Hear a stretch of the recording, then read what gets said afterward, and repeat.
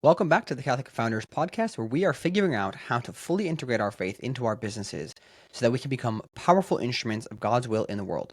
It's a mouthful, but that's what we're up to. All right, today we've got a fun show for you. Our guest is Joe Coleman, the founder of Kolbe Studios, a podcast production agency that can help you launch a podcast or drastically improve the existing podcast you have.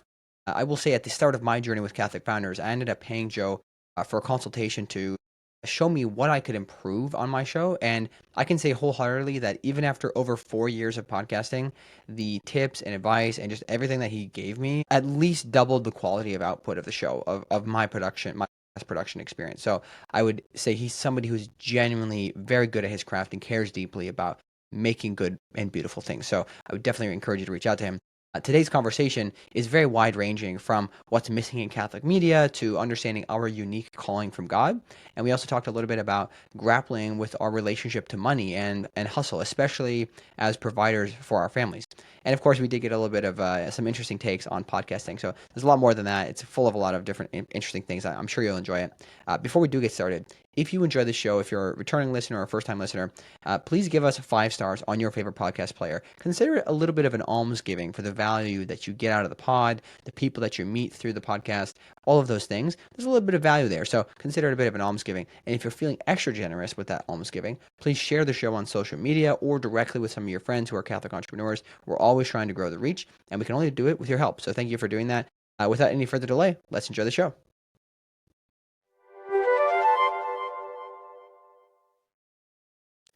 Joe, how's it going? Welcome to the podcast.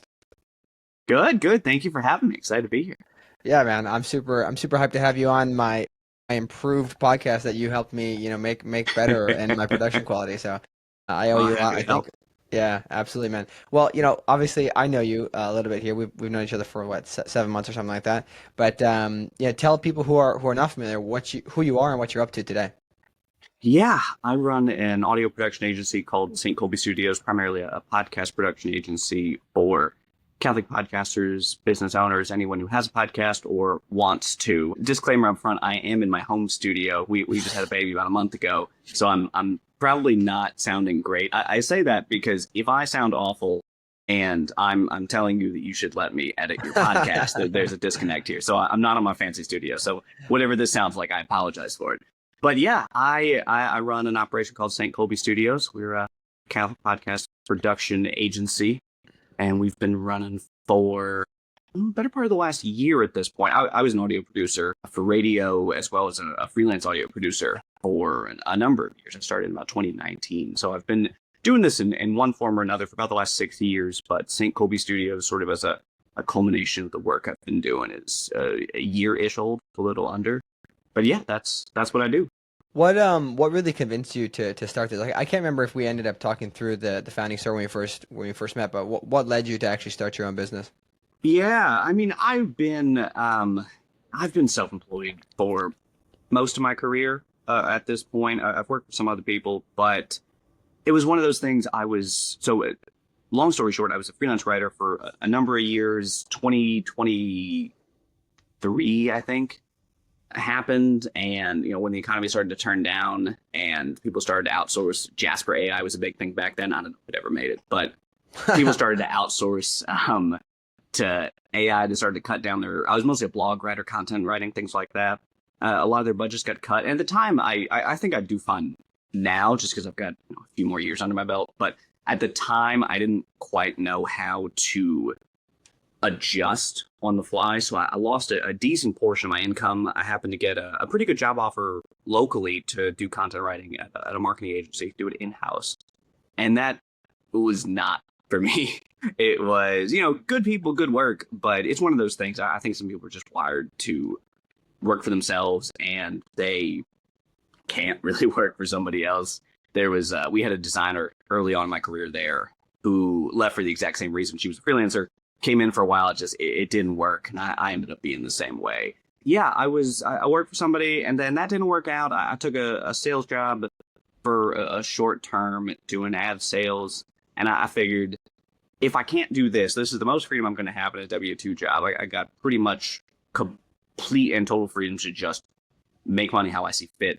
If I can't do this, then I have to go back to working for myself. And, I couldn't do it. It was, again, good people, good work. I liked the office, it was a solid sales team, but it just wasn't a fit. And I think those with the entrepreneurial spirit will sort of understand what I'm saying here.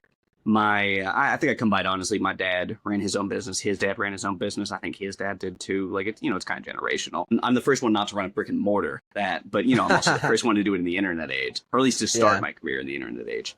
Yeah. I realized that it just made me sad working for somebody else, even though it was good work, good people, and there was no reason to. It just didn't. There was a certain drive missing, I think, or maybe a certain point to it. And my wife, my wonderful wife, was like, "Hey, you can just quit. Like, it's fine.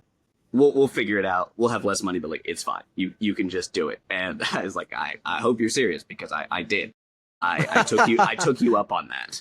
You said I could, and then I think maybe a week later or so, I came back and I was like, I hope you're serious, and she wasn't, which is great. But and then I needed to do something. I had some good connects here, and I kind of just started freelancing, kind of piecing things together that eventually became St. Kolbe Studios.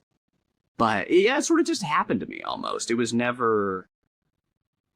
wasn't like, God came down from Mount Sinai and told me to start a podcast production agency. Like most things for, things of God. Yeah. For most people are just like, you kind of feel like you should do it.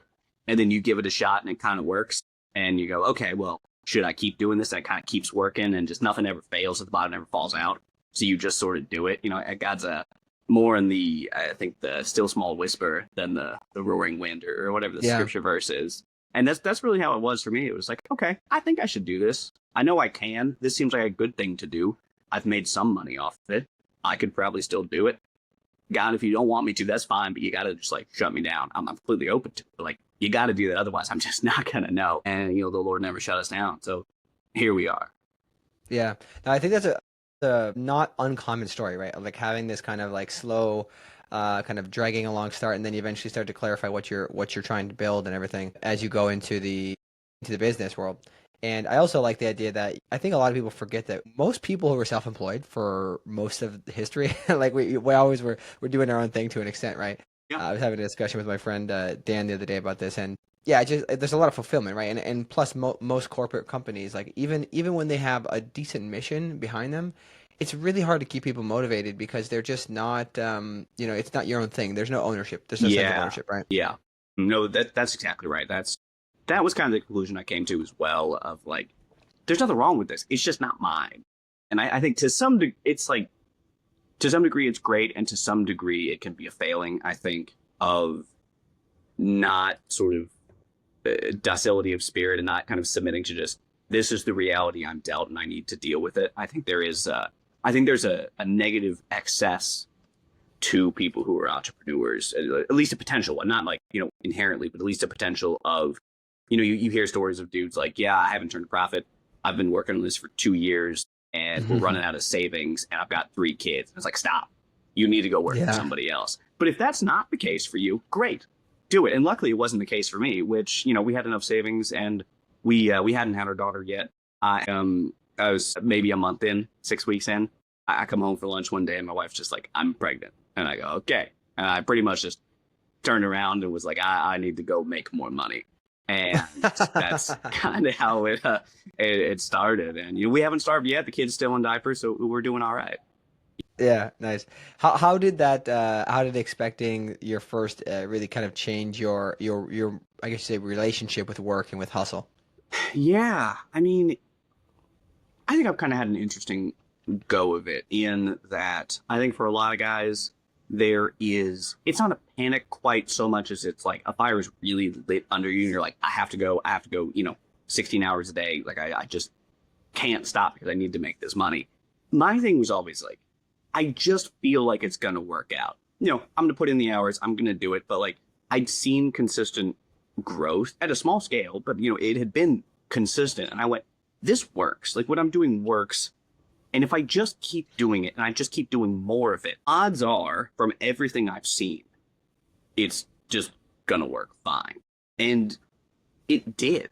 So it was almost this weird, well, it's not weird, I'm sure it's divine, peace of no, I just think this is going to work out. And I don't quite know why, but I just have this strong feeling that like, if I just keep at it and just kind of keep plugging away, working hard, looking out for opportunities, it's going to be fine. I had, just a real piece to it where I went, I know this works.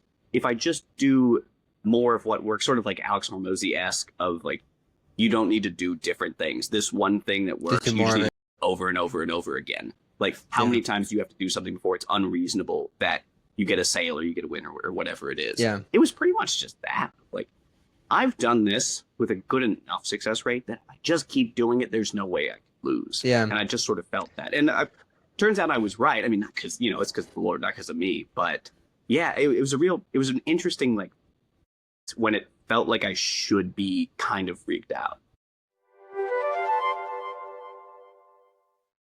This episode of Catholic Founders is sponsored by Fio, the streaming platform built for Catholic creators and audiences. Think Spotify, but exclusively with Catholic content.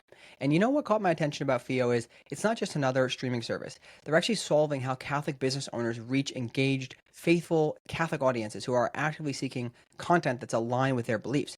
And right now they've got a very special offer. They're offering free advertising space for Catholic entrepreneurs. No risk and no commitment.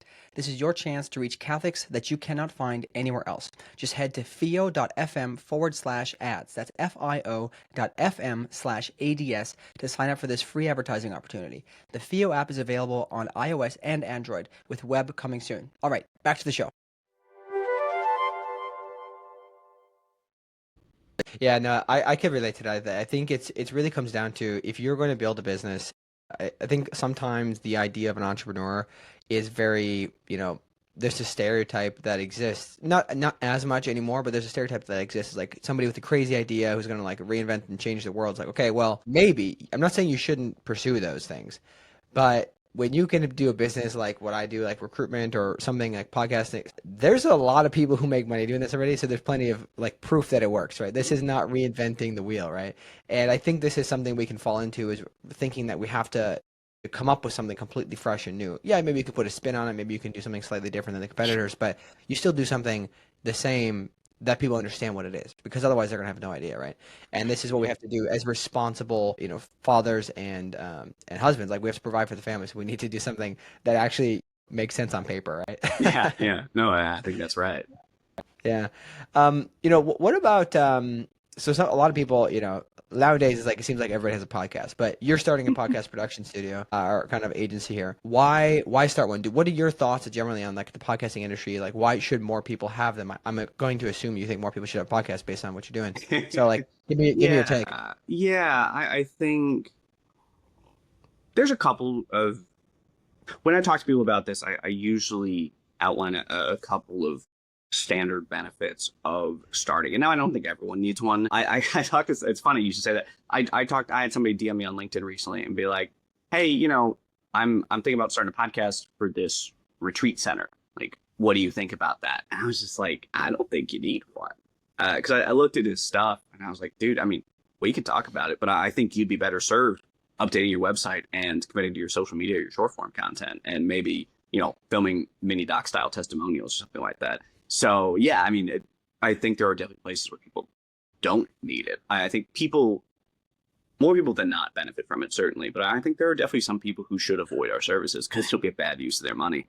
That said, I think the biggest benefit tends to be trust, especially if you're somebody who stands to make a decent amount on one closed sale.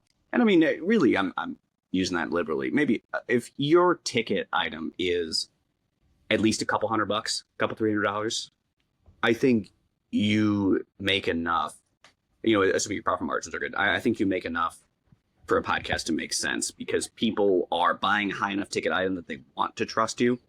I always say people want to do business with their friends. They would rather do business with their friends. Most of their friends work for other people. Therefore, the next best thing is people want to do business with brands and individuals they trust and they have some level of relationship with.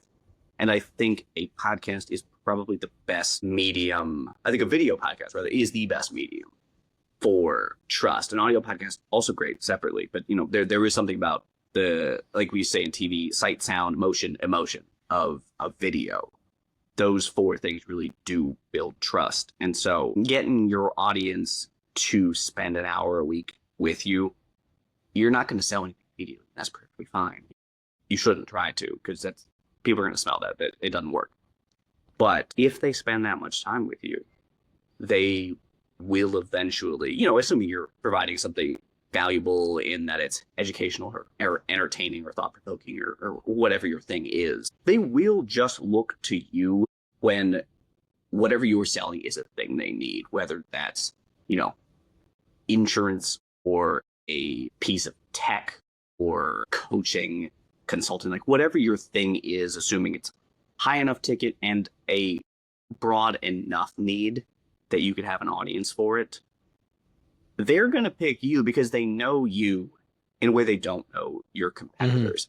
I think that is the biggest thing, is just time builds trust, and podcasts get people to spend time with you. You build, and you can make an argument that like, well, it's parasocial and there are some problems with that. And there can be. I'm not saying there aren't, but I think for the most part, podcasts are fine. I think that's, you hear about that on occasion, but it's one of those things that as long as you're intentional about it, I think you're fine. Does it have to be in your opinion, do you think it has to be in like a really particular niche, or can somebody like, do something in a place where there's already a lot of other people working on it, but you just have like a bit of a spin? Because I can imagine like this all works if you can get the people to show up and listen, right? Yeah, no. As with most things, you do need people to pay attention to it and customers to buy it. I think I'm not going to say you can't win here without being in a niche. I'm not going to say that. But it's a lot harder if it's just like anything, right? If you have an audience you want to sell to and a niche that's not particularly crowded, you're going to have a much better chance of success than an audience you want to sell to in a really crowded niche. That's just how it works. That said, I'll say this, you have to have a spin. Like, you have to have a thing. It doesn't have to be hyper niche. You don't have to have a podcast for Gen X teachers who want to transition out of private education and into stuff. Like, you don't have to be that specific, but you might want to make a podcast. That sounds like an Alex Hermosi.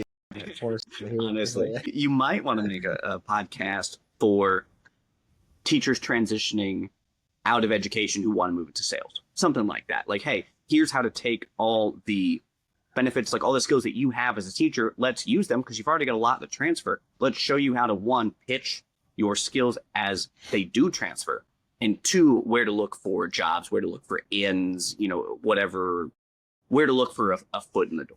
Something like that, I think, works because it's niche enough, but not excessively. The offer makes sense, right? The offer exactly. to them, like, it's clear, like, oh, this is meant for me, right? And it can even outdo somebody who may be in a broader space with a bigger show. Like this can outdo them because it's more particular to that person. And I think it's also important. I oftentimes tell people this. I'm a big proponent of content, so I'm not trying to ask you this to poke at it. I actually think most people should.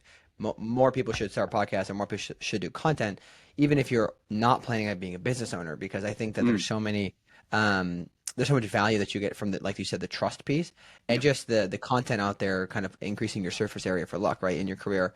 But I really believe that if you can have a really particular thing, you don't need thousands of listeners to actually have a valuable podcast, right? Because the podcast can be a way to meet people. And even outside of just meeting people, then even if you only have like a couple hundred very loyal people listening, that can be sufficient for your business, right? Depending on what kind of business you're running, especially if it's a high ticket item. So now I definitely am bullish on it. It was more of a trick question because I foresee that there being still a lot of opportunity in the space. Obviously, that there's like big shows, and those are going to continue to be big because I think there's a compounding effect. Unless they have a scandal or something. Sure. But I am curious, when you started your business, or I should say when you quit and you went solo, right? Again, what was your confidence level in general with the business, and how did that change over time, kind of seeing how God works and brings you work and everything? Yeah, that's a good question. I think my confidence level was decent, mostly because I'd been self-employed before. So many people will, I'm sure, relate to this. You think back and you go, oh man, if only I knew then what I know now. Like, if only I got a do-over on, whatever that is. It's one of those things of I kind of got a do-over. I'd been a freelancer for, I think, 4 years or so. So I managed to sustain an income, keep a roof over my head, do half decent, nothing crazy, but, perfectly fine. And kind of flamed out on that. I pretty much got a do-over. So I went, oh man, I know so much more this go around. And I'd learned a bunch from working at the agency and then doing the sales gig for a bit. Like I picked up a lot in a, relatively short time period. So I went, great. I went out, I did these couple of jobs. I learned a bunch of stuff really quickly that I probably wouldn't have been able to pick up on my own, or at least not as fast. And also I get to draw on, my 4 years or so of previous self-employment. I know so much more now starting than I did the first go around. So my confidence was pretty good because I had a good foundation. Failure is helpful. Like I failed at being a freelancer long term. I succeeded for a while, but eventually just couldn't hack it. And because of all that, it was good. I bet I can do this because I've done it before when I was much dumber. Not that I'm wildly good at what I do now, but I'm light years ahead of where I was in 2021 when I started.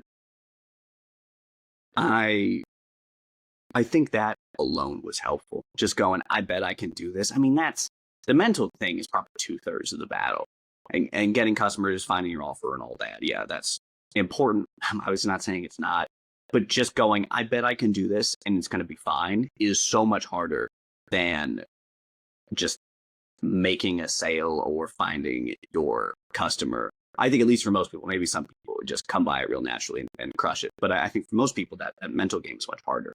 And so I went, I bet I can do this. And it just kept working. And I was like, God, I'm not even sure I want to do this. I went, this is fine, which is a hilarious thing to say about your own company. But I just went like, this thing is fine. It's all right. I like the work well enough. I love podcasts. I really strongly believe in the medium. Like of all things, I'm a big believer above all else in the medium of podcasting. I enjoy the work. I enjoy the people we work with, but above all, I love the medium. And I just went, okay, I know I like podcasts, but do I really want to do this? And it just kind of kept working. And I went, I don't know if I want to do this, but a guy clearly wants me to do this for some reason. I don't think it's to make any earth-shattering changes. I think it's mostly just to feed my family and, help people make good content that is beneficial to them and their families and the people they listen to. That's not a particularly lofty goal, but a perfectly good one. I think that's probably all I'm ever going to amount to. And if that's the case, that is fine with me. I think that's a life well lived. And so I just went, for some reason, I'm supposed to keep doing this because it keeps working. When I keep asking God to crush it, if it just doesn't, just destroy it, if I'm not supposed to do it, and it just kept going and it kept building. And I just went, I don't really understand why I'm supposed to do this. Maybe it's just to make money for my family. And if that's the case, great. Let's do it. But yeah, the fact that it just kept compounding only increased the confidence that I had something that was, valuable enough, niche enough that people would pay for it, that no one else was really doing it. And I think something that should be done because, the people we serve do need this help, whether it's because they don't have the technical acumen or they don't have the time or, they have goals beyond their skill set because their skill set is in something else, whatever it is. And we're still here. So, we're expanding. Yeah. So I think the confidence is only growing. But yeah, getting past that first hurdle of going, I bet this will work. Like that's what I tell everybody who, wants to work for themselves. I'm like, that's the biggest thing. If you can do that, then just figuring out what you actually do beyond that it's easier. I also think it's interesting. You didn't necessarily say this in what you're just saying there, but this idea that if we are diligent workers and employees and we try to really apply ourselves to whatever we're doing, we will become skilled enough to be able to go on our own with most things, right? Not all things. Yeah. Most jobs, especially most white collar work, I think you can easily turn that into your own thing where you're providing for your family and you have all the benefits. And I think this is the dilemma that I sometimes run into with people who I'm always trying to convince people to become entrepreneurs, right? That's kind of my thing. But it's like, hey, they just see it as risk, and I say, well, it's not really that risky because if you are actually really good at your skill set and you've developed it and you've worked hard to become good and you've used your skills in a good way, then you have more control over the outcome than if you're working with another company, because they could just do layoffs anytime now, right? And especially at the advent of Yeah. AI, there's Hmm. going to be plenty of jobs that people will, private equity firms are just going to say, hey, we can save, 2% or get 2% more Hmm. ROI. We're going to get rid of, thousands of people of jobs. Like, okay, wow, that's Yeah. crazy. We shouldn't be doing that. So I definitely encourage people to just really lean in. I think it's Andreas Widmer's book, the Art of Principled Entrepreneurship, talks about Hmm. this, right? You don't even have to be an entrepreneur to have this mentality. You can do it internally, but you have to really take ownership, basically, right? Hey everyone, quick interruption. I have something really, really exciting I want to share with you. We are announcing a sponsorship partnership with Verso Jobs. These guys are absolutely incredible at helping Catholic founders to hire people who are actually aligned with their mission. They have built this really, really incredible gamified and data-driven job platform that helps you hire people who actually share your mission and values. The best part is it's built by Catholics.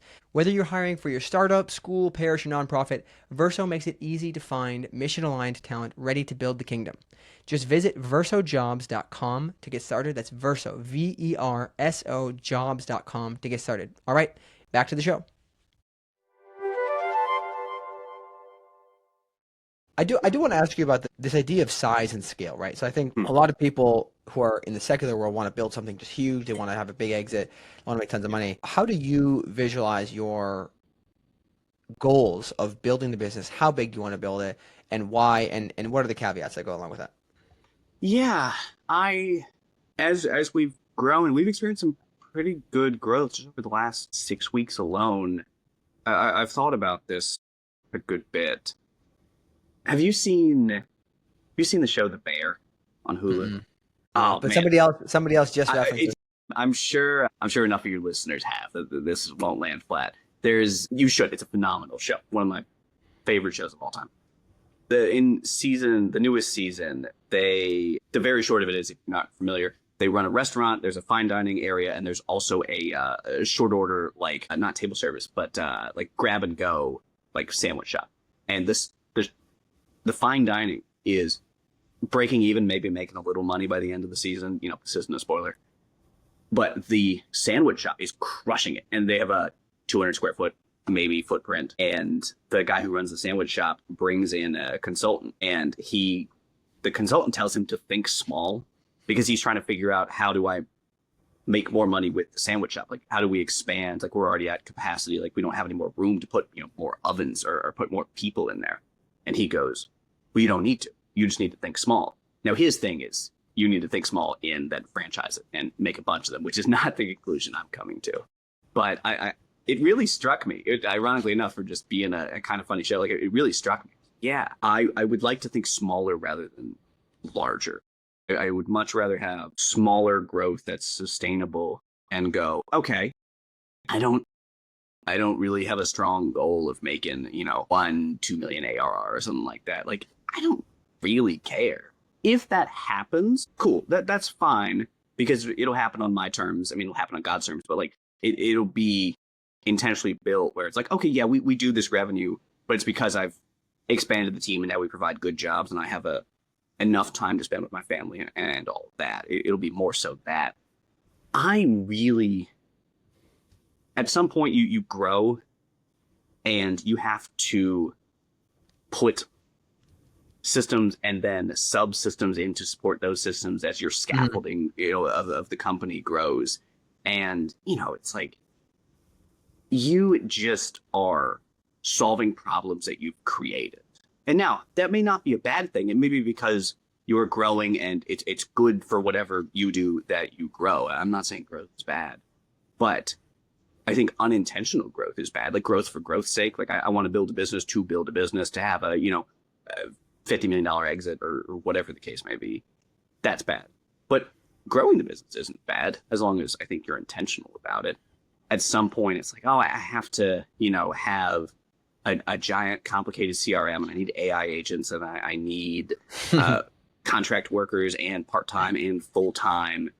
Like, maybe I'm not even saying that's bad, but I might also just be able to run this with a team of 5. And if I can do that, and my team is paid well, and I make enough money, and we all get to spend an appropriate time with our our families and, practice our faith in the workplace and things like that, that's fine. Like I do not have a desire to grow it for its own sake. If it happens, the Lord's will be done, great. And if it doesn't, and it just makes enough for me and then the contractors I currently use, great. That's fine. It's all Yeah, I think God's. If this he is wants to destroy it, that's fine. If he wants to grow it, exactly. that's fine. Like, let's just see. Yeah, I think this is a I guess you could say like a characteristic I think that we should pretty much all Catholic entrepreneurs should embody, right? It's good to have, growth objectives, I think, to an extent. I talked to Jeff Sure. Scheffelbein about this at one point, and he's a big proponent of, hey, the Bible tells us to plan and to be frugal and just really be intelligent about things. But I personally have had this over the past year where it's like, hey, I wanted to hit a certain revenue target. I'm probably going to do about half of that this year. But I'm like, okay, I'm still paying the bills and I'm actually like making a little extra money than I need to so I can put some savings away. Like this is actually Yeah. pretty great. And I I don't want to add some random stress to my life about, oh man, I missed the number. Like that's what stressed me out when I used to work for another recruitment company because I had to hit their numbers. And I was like, Mhm. I don't want to do that, right? I can still like enjoy my daily mass routine and all these items because I'm not super stressed about that. But the team is being paid, we keep getting work, and it just seems like anytime there's a lull, God brings a little bit more, right? And sometimes when there's too much, He takes it away. It's just like, okay, perfect. Now I'm not stressed again, right? I'm not saying Yeah. there's no stress in the business, but just this idea Sure. of growing the business as it comes and recognizing that it may grow bigger, but we just do this for the right purposes. We do this for our family. We're not here trying to make all the money. I think probably most of the people who come on the show are probably initially mostly motivated by the freedom of entrepreneurship and the ability to spend time with family. I can't if somebody's listening to this and is not an entrepreneur yet, I would just encourage you to realize that the actual benefit of having complete control of your time it's worth way, way, way more than most salaries will ever pay you. And this is like a super underrated piece of being an entrepreneur, I think, especially if you haven't done it before. You don't realize um, the benefit of it. It's true. Yeah, Yeah. I, yeah. I always say that like your time is your greatest asset. I was talking to a buddy of mine who Mhm. was thinking about working for himself, ended up just getting a really good job offer that changed his quality of life. So good for him. And I was like, yeah, your time is your biggest asset. If you have that, even if you don't have money, you have all of your time. Now you have 40, 50, 60 hours a week just to go find money. And if you do it correctly, eventually you will. But you need your time to do that. Like you need ownership over your time, even though you'll end up working more and it'll be more stressful in a lot of ways, at least up front. But also being self-employed or being an entrepreneur on your own, to an extent, forces you to develop virtue or skills, I guess you could say. It's not necessarily virtue, but it forces you, if you are diligent, to kind of like learn how to be better, learn how to manage your finances Yeah. properly, right? If you're paying attention, right? And again, a lot of people don't. I think there's also an older generation of business owners that were just like, hey, we're just doing this because it's the thing, it's going like, and they accept the struggle as something that's going to be there forever rather than figuring out Yeah. systems to improve it, right? And I think that it will be very different this century with just the resources available, and it'll be so much easier to build nice systems, and most people will be aware of this, right? I just find it fascinating that so many people don't even use ChatGPT or any AI tools right now to like learn things, right? It's not even about doing the work. It's just about if you don't know something, you can get very educated on things very quickly. What has, I guess, has there been any specific growth or change in your relationship with your faith or with God through the freelance stuff and through entrepreneurship that you've experienced? Yeah. Something I've been thinking a lot about the Lord's Prayer in terms of entrepreneurship, especially like give us this day our daily bread. There is something, especially, and thanks be to God, we're doing better now than when we started. But there was definitely a time where I was like, okay, I know I can get us making enough money where we get close to covering expenses. And I went, okay, I know that I'm kind of like teetering on a knife's edge. If I lose any of them, it's going to be tough. But I'm making near enough already. And it was one of those things. Okay, I wake up and I pray I can close a deal or at least pay the bills. And, God has certainly provided for us. All we have is His, and He's very generous steward of it for us. Yes, I do the work, and I've done this for a number of years, so I have enough knowledge, enough skills, and all that. Sure, that's true, and I'm not saying I'm not doing anything, but I really am just purely relying on God for our daily bread in a way you're not when you work for somebody else. But I think entrepreneurship just live it out more because it's closer to you, like it is right in front of your face. But yeah, it was this really powerful reminder that like everything we have is God's, and He could take, the Lord gives and the Lord taketh away. He could take it away, but he keeps giving generously. Yeah, I mean, we're not doing crazy well, but we have no right to be doing as well as we are this early on. Like it's just God going, hey, what you're doing is good. Also, you got a family. Let me kind of hook it up for you. Make sure that they don't starve. Keep your kid in diapers. It's a very powerful reminder of just how little control we have, and that we have to do our part because that's what's right and just and what we're called to. But there is so much out of our control. Like my largest client could just die tomorrow. Heck, all my clients could die. It seems real unlikely, but like it's not impossible. Thanos snap. Like all of this could come crashing down tomorrow, and there's nothing I can do about it, which is terrifying, but at the same time very comforting, because if you do the math of like, would I rather my family rely on me or God? It's like, I don't want them relying on me. But there's only one of us like keeping the world spinning, and it's not me, and I'm very glad it's not. So yeah, it's just this reminder to let go of I think it's pride at the end of it, like the desire to control things that you just can't control and ought not to try. All you have to do is your part, and God provides the rest, and you just have to have the docility of spirit to say, this is going to happen to me, and there's a reason for it, and I'm going to praise God in the good times and bad, and we're just going to make it work because clearly this is the Lord's will, even though I don't know why. So yeah, it's been it's easy to say in the good times, check back in the bad ones, but yeah, and it's just been this very powerful reminder of just how little control I have, which is something I'm definitely naturally inclined to pride. It's certainly one of my given sins, and this has been helpful for that. Yeah, no, I definitely have found that too. It's like I was just actually reflecting on this yesterday because the podcast is growing pretty well right now, and I was like, just kind of like beating my chest a little bit, and then I was like taking a walk for my road, and I was like, oh, oof. I had never felt like quite the conviction because this is like the only venture I've done that's like purely Catholic in nature, and it was just pretty interesting where I realized for the first time like I had been pretty prideful about it, and it's like, hey, I was taking credit in my head for the growth, right? But in the end, like this is definitely not, and I had never felt such conviction about pride in that way. It's an interesting experience that entrepreneurship will definitely humble you in a certain way, right? I'm curious. So, have you ever thought about this idea of? We've been talking about this in the community a lot right now, in the paid community, of the idea of divine providence, kind of basically setting out like a set or an environment that you're created, you're born into, and you have these family in this place of time.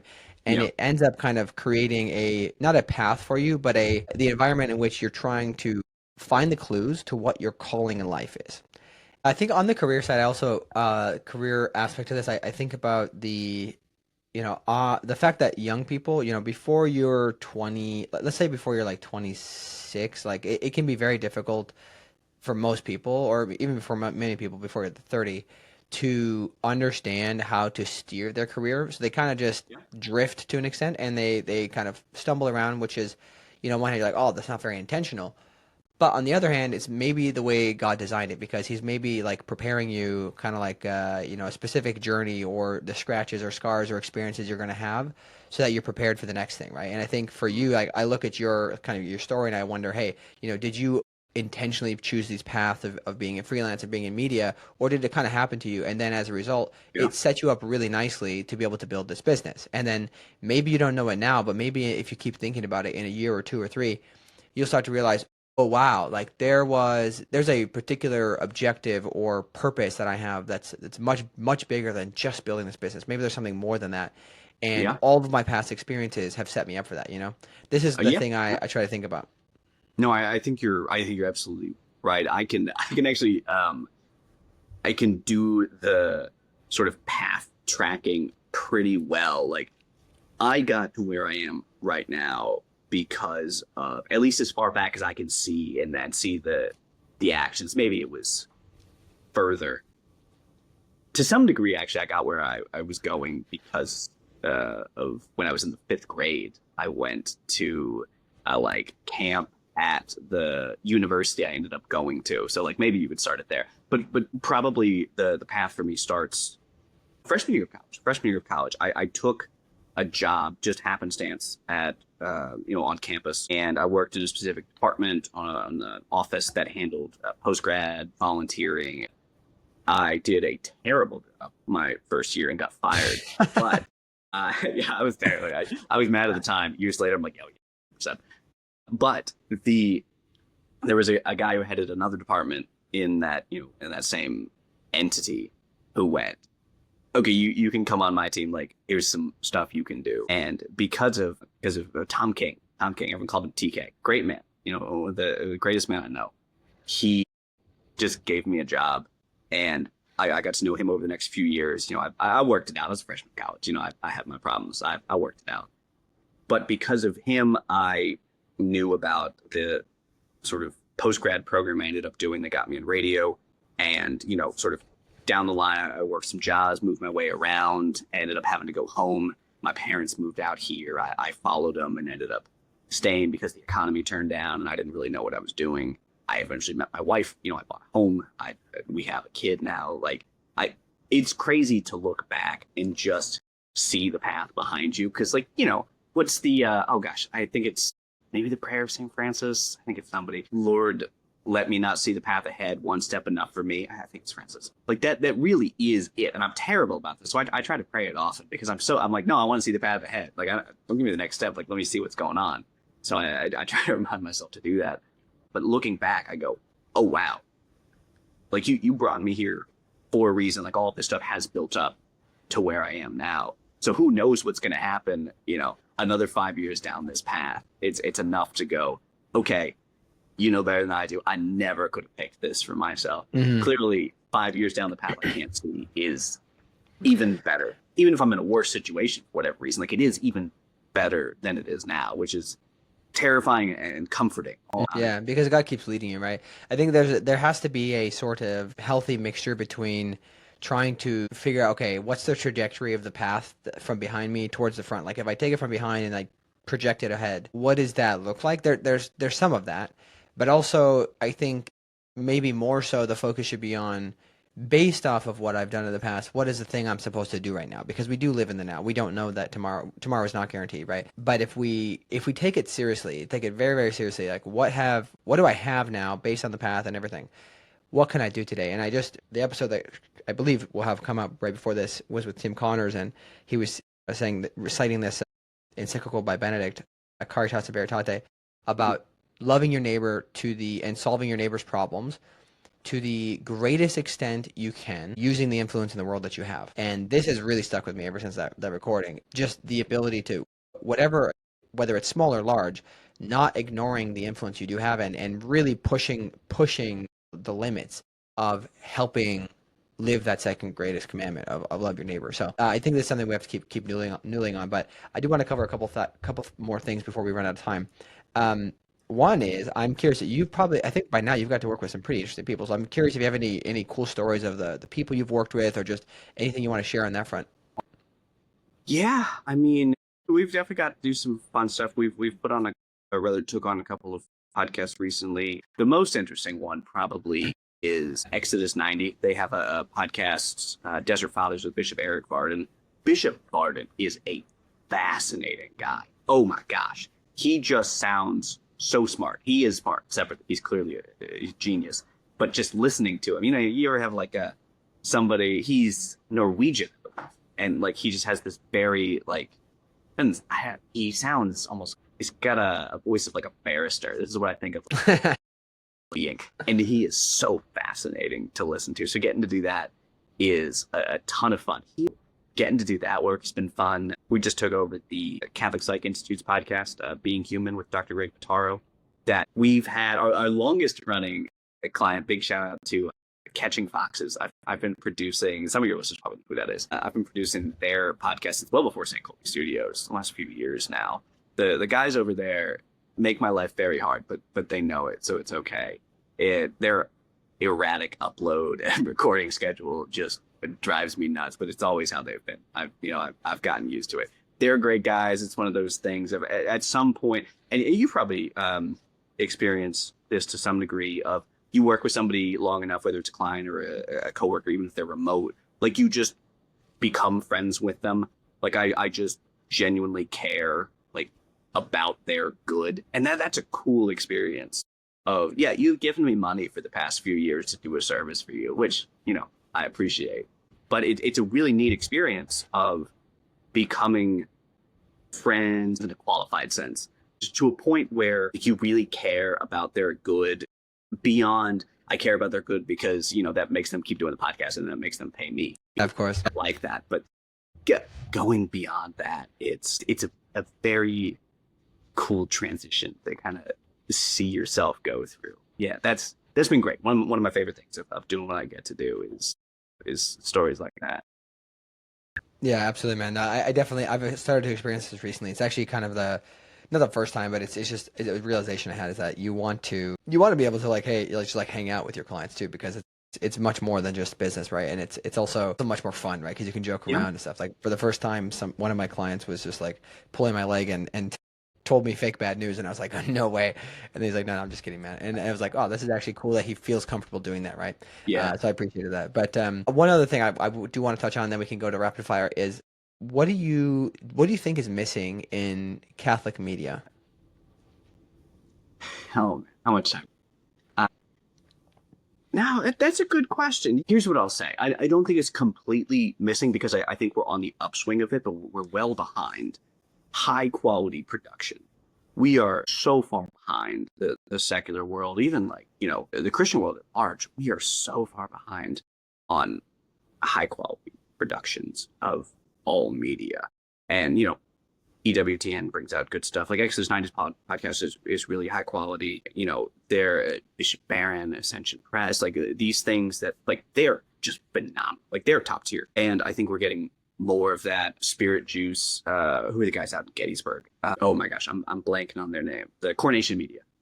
Yeah, like we have these nonprofits as well as these, private entities who are making incredible quality, but they are by far the exception, not the rule. Mm-hmm. And I think there's this weird, I think it's a hangover from when, probably when we're about the same age, probably when we were growing up into high school for us. I think it was all of that. And then post high school, it started to change there's this kind of allergic reaction to having good things in the church. And I mean that in like a liturgy war sense, though I do mean that separately. I harbor hidden opinions, but mostly I mean like having really nice things, good quality media, making money. We're kind of allergic to that because we think, oh, well, money is evil. And it's like, well, no, the love of money is the root of all evil. But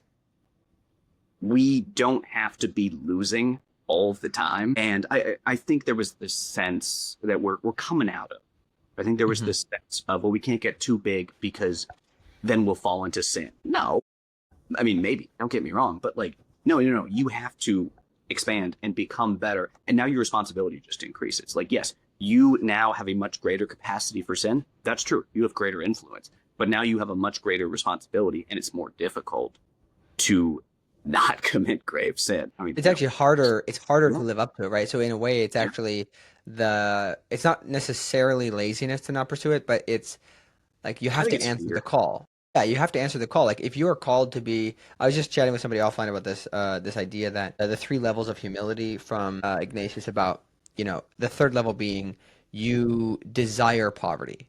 And we were like, well, what if there's a billionaire? Like, do there's possibility to be a billionaire, but who desires poverty? Because God kind of put their situation there that they have it, but they still desire this, right? Because that's how you desire to be more like Jesus, is to be despised or rejected by the world. I appreciate that. I think I can see what you're saying about the rejection of spending money, but at the end of the day, like if we really care about what we do, we should be doing it well. Like you Oh wouldn't yeah. have Saint Paul wouldn't be out there, kind of being like, oh no, it's okay. Like we're just gonna say more. Like you're like on fire, like lighting people up, in the synagogues or whatever, just so that like Right. no guys, this is not how it's going. Um, and then he would do the best thing he can. If he was, if he was doing any of our jobs, like I think just for anybody listening, whatever you do, imagine if Saint Paul did that job. How would it look? Yeah. All right, try to imitate that. You can just imagine the fire. And if you don't know anything about St. Paul, definitely start reading some of his work and reading the Acts of the Apostles, and you'll understand pretty Yeah. quickly. Cool, man. Well, let's jump into rapid fire, and then we'll wrap it up. Who are these? Are there any particular scriptures that really inspire you from an entrepreneurial standpoint? Yeah. I think my knee jerk is probably it's either the verse about the love of money being the root of all evil, because I think people really misinterpret that as just money being the root of all evil. And it's a reminder that you need to be detached from this, but it's fine to have it. It's either that or, St. Joseph of Arimathea giving the Christ his tomb after the crucifixion of, he was clearly a man of decent means, giving a large, a very large gift, something meant for him, which is another verse I love. So it's a toss up. It's one of those two. Yeah, I will just like caveat and make a note there. I think that people underestimate how wealthy Joseph Arimathea was, because the fact that he could get an audience with Pilate and he was part of the Sanhedrin is like really big stuff, right? And also having that tomb in the first place, like that was effectively billionaire status at that time. And so anybody who's like saying that there's no good things that people could do, definitely think about that a little bit. I think I wrote about this a while ago. Who is an entrepreneur that really inspires you, and why? I That's a good. You know who I really have been impressed with lately? This is maybe a group answer, but the guys at Verso Jobs. I don't know if you've been following what they do. Yeah, Their thing is I just neat. met Joe. I think they're really funny. They're a younger Gen Z who I just don't quite understand, but I'm an older Gen Z, so they do make me feel old. But they're doing great stuff. I really like how they've completely rethought the process of applying for jobs, and like no one else is doing it. Yeah, I think they're crushing it. I've been really enjoying watching them. Okay, and then who are some of your favorite saints and why? I mean, St. Colby certainly has to be up there. I mean, he's one of the most heroic things you can do is give your life for somebody else, especially someone with a family. He makes it. St. Philip Neri, my confirmation saint, the saint of patron saint of comedy or joy or mirth, depending on your translation. He, I think, embodied poverty of spirit really well. He didn't like talk down to himself in the way people are like afraid of pride. So they go, well, I have to make myself little. And like, that is true. People just, I think, misinterpret it. He goes, I know the opinion of other people is important, so I just don't want to be like, well, I don't care. Like he knows the opinion of other people are important, but he, because of that, wants to make himself less, wants to make himself, not taken seriously by others. I think he sort of properly walks that line of it's, wrong to not care about the opinions of others, but it's also wrong to care about, because, it's charity says you should to some degree care about other people's opinions, especially those immediately around you. But it's also wrong to make their opinions more important than God's opinion of you. Yeah, I think he walked that line in a really beautiful way. Those are both up there for me. I'm a nice. big fan. And what is your favorite devotion, especially as an entrepreneur? That's it's funny. I think this is considered a devotion, and it's not remotely related to entrepreneurship. It's the Office of the Dead. I love praying the Office of the Dead. We have a plug that will not be relevant to anyone unless they happen to live here. We, at the parish I go to, we've created, a few of my friends and I, a Purgatorian society. So we pray the Office of the Dead at the local cemetery every other Saturday, which we'll be going tomorrow. I love the Office of the Dead. I've gotten really into it. Awesome, man. Well, it's been a pleasure having you on. Where should people reach you, and why should they reach you? Obviously you produce podcasts, but let's give your call to action here. Yeah. If you have a podcast, you want to, promote it more, market it more, edit it at a higher level, we can do that. If you want to start a podcast but not do all that heavy lifting, and you want to jump past the sort of growing pains of having an early podcast and DIYing it, those are the two big things we do. We build podcasts, and then we edit, produce, and market them on the back end. The best way to reach us is stkolbestudios.com, all spelled out, SAINT, stkolbestudios.com. And you can also find me on LinkedIn.